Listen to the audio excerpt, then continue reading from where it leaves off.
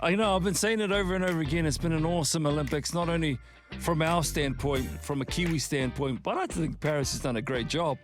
Being over here and just watching it, you don't get an appreciation for what the athletes go through, and we don't get appreciation for what's happening inside the Olympic Village or all of that sort of stuff, right? So we just thought, as the curtain comes down on the Olympics, we actually speak to somebody who actually has been there. That'll be good, right? So we catch up with former Rugby Sevens captain, star in the Sevens. When you say his name, that's what you think of. But he's also a former Olympian, Commonwealth Games gold medalist. He is a former athlete engagement manager at the New Zealand Olympic Committee. And I don't know, man. I think what else is there to add to this title but Prime Minister of Aotearoa? We welcome DJ Forbes to the scene. Good morning, DJ Talofa. Morning, bro. Thanks for having me. No, thank you. You could have added donut connoisseur to that if that was my CV. There's no donuts going into their body, bro. Look at you. Now, I did say that, we don't have any appreciation. Or we have an appreciation, but we don't know what it's like in the Olympic Village and with the athletes. Before I ask you the question about the Sevens, you were there in Rio. Can you give us a snapshot on what you think the athletes are experiencing in Paris 2024 in terms of their own unit, not anything outside, but the Kiwis? Are they tight in their village? Do they hang out together?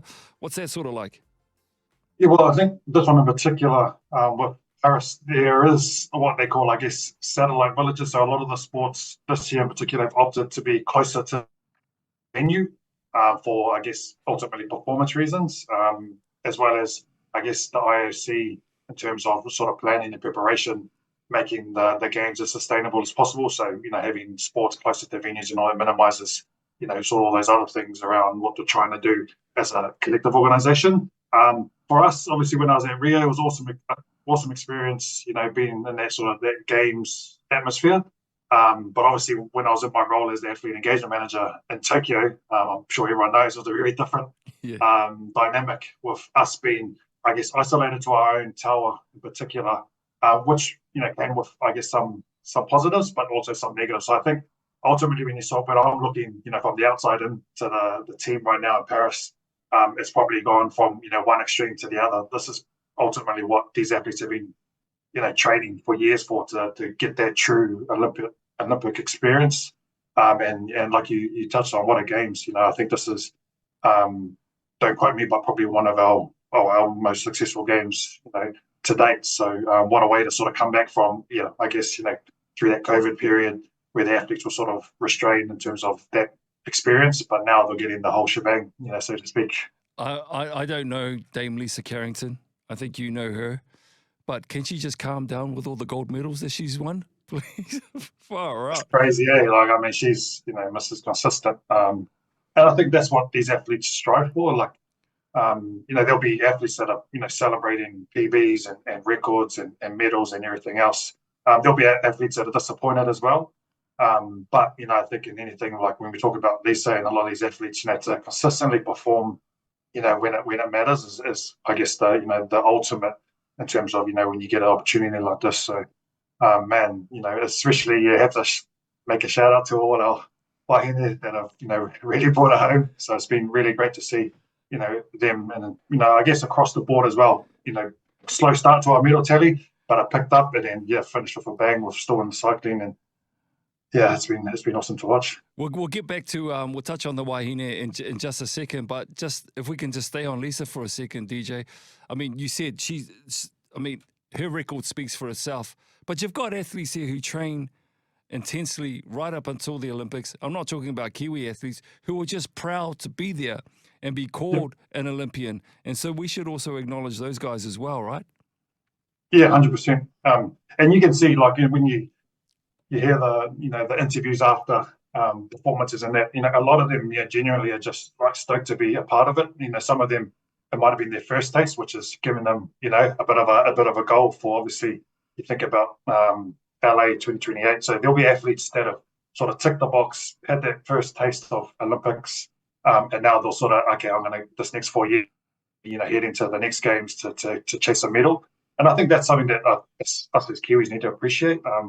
Medals are awesome, but in terms of success and performance, a lot of these athletes being in the top 10 in the world, being in the final for their sport, that's a massive achievement. And I guess, yeah, it's the Olympics that we all want to see, medals and whatnot. But ultimately, these athletes, like I say, have, performed on the biggest stage, performed to the best of their abilities. And for a lot of them, they've consistently been good. And for some of them, it's the taste of more to come. So I think it's a really good space for where New Zealand's at in terms of, there's some other sports that probably people were wondering whether we were going to get gold or not, or, what colour the medal would be. And there were some sports that have come out of nowhere that a lot of kids are going to be waking up saying, I want to be a, speed climber, I want to do kayak cross. It's really awesome for our sport moving forward. Absolutely. Now, something that you're passionate about and you can speak to very, very closely is our Sevens campaign. The Black Ferns, back-to-back gold medalists. The fellas found it a little bit challenging. Can you put your finger on some of the challenges that the boys had and where to here for them? Yeah, I mean, I think, when it comes to rugby, if you're wearing, that green chest, you're always expected to win or to do extremely well. For those boys, like, I think the margin's really close. If you want to, follow their games in particular, their pool play was awesome, and those games weren't easy wins. So I think, the fact that they went into the quarterfinals unbeaten, there probably was, a little bit of expectation, the team's tracking really well. But I think me being a former Sevens player, it's not as easy as that. I'd love to say it is, but it isn't. The fact that they got, over Ireland and South Africa in particular was an awesome achievement in the pool play. And I think when it came down to that quarterfinal, a couple passes that didn't go to hand, a little bit of the, rub of the green didn't, go their way. And to be fair, South Africa, defended, like their lives depended on it, and they came away with a real close win. So if you add the whole dynamic of, beating a team one day and 24 hours later, whatever, you got to do it again, there would have been the extra kind of, I guess, pressure on them to do it again, as well as Africa would have been probably, having a little bit more in the reserve tank, to perform, when it mattered. So yeah, it's really hard to kind of gauge it. And Sevens, to be fair, I think everyone would say it's, the way it's exploded across the globe, how competitive it is, there's, two, I guess, divisions now, so to speak, in terms of, there's the World Series and there's their next tier that are knocking on the door to get on, to that World Series stage. So, yeah, I mean, those boys will be disappointed, 100% disappointed, but I think, they'll be proud of how they went through that pool play. And then just, on the day when it mattered against the quarterfinal, they just, weren't good enough for that game. But in terms of mixing up with the best, I think everyone still knows that they're more than capable, got a young team, got some old heads that may be signing off. So it'll be interesting to see who comes back and what the team looks like moving forward. But definitely still, I think, have the goods to go on and perform well. I guess that's what it is with sport. It's brutal. You only get one shot. And again, like you said, they could have turned up the next day and it could have been a completely different story. I want to focus back on you and your role now, because you've been appointed GM of the Athletes Leaders Network. What are your priorities in that role? What does that role look like? Yeah, so it's a newly formed Athlete Voice organisation. Ultimately, it's really here to enhance the mana of athlete voice across the New Zealand sector. There's a core focus around the high performance sports, but ultimately we're really here trying to encourage athlete voice internally across all sports. And I guess our remit goes across Olympic, Paralympic and Commonwealth member federations. So our doors open to any and every sport. There's obviously athlete voice organisations that are already out there, but then there's a lot of sports that don't really have any support or any kind of athlete voice mechanisms that we're really trying to encourage. I think the ideal world is, we've got athlete leaders on board from as many sports that have opted in, and we'll really try and, grow their capabilities, educate them, where we need to. So internally, they can drive any athlete voice, conversations that need to be had. And I guess where that sort of falls over, we can help, support them, alongside the sport. We're not here on a witch hunt or anything. We just really want to encourage athlete voice, get as many sports to have an athlete voice mechanism of some sort.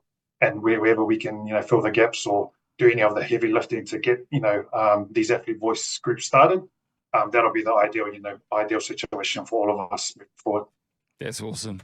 I appreciate your time this morning, DJ. You're always awesome to talk to, bro. I'll let you get back to doing what you're doing. Stay handsome, brother. Stay handsome. Cheers, mate. Good to see you, bro. Good luck and God bless. That's DJ Forbes. Insight into what's going on over there in Paris 2024. He's Lecrae.